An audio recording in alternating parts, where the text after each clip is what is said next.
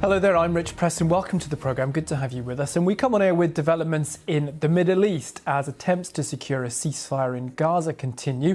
Hamas has issued a response to a proposal presented earlier in the week by President Trump's envoy, Steve Witkoff.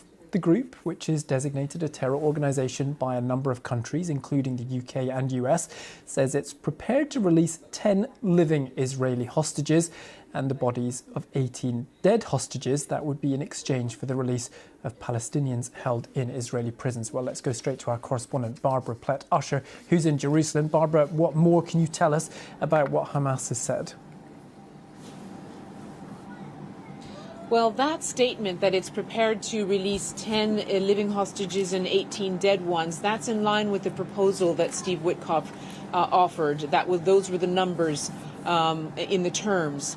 But Hamas also issued a very detailed response to other parts of the proposal with which it disagreed, basically laying out its long-standing demands for a permanent ceasefire, that is an end to the war, a full Israeli withdrawal from Gaza, and also a return to unrestricted flow of aid in Gaza. And none of those things are in the proposal that's on offer. So, in effect, they were saying yes to the proposal, but.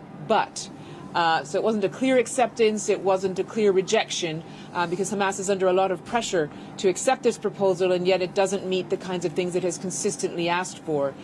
So we'll see where this goes. The question then becomes, is there more bandwidth? Is there more space to negotiate changes? I think the indications we've been getting from the Israelis all along is that there probably isn't, but they haven't given an official response yet.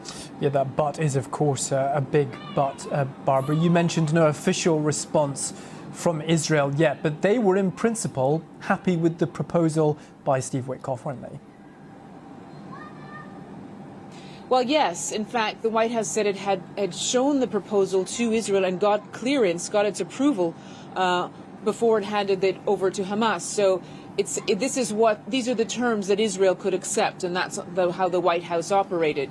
And Hamas was surprised when it got the proposal, because it said it had been speaking to U.S. officials earlier in the week, or the U.S. representative, and had been led to understand that its concerns would be met more closely by the U.S. offer. And then once the Americans had run it past Israel, this is what came out. So they were quite disappointed. In particular, they want guarantees that the temporary truce, which would last about 60 days, could eventually become a permanent ceasefire. That is, that there could be guarantees from the U.S. and from the mediators, Egypt and Qatar, that would prevent a return to the war after the 60-day period, so that they could work on an end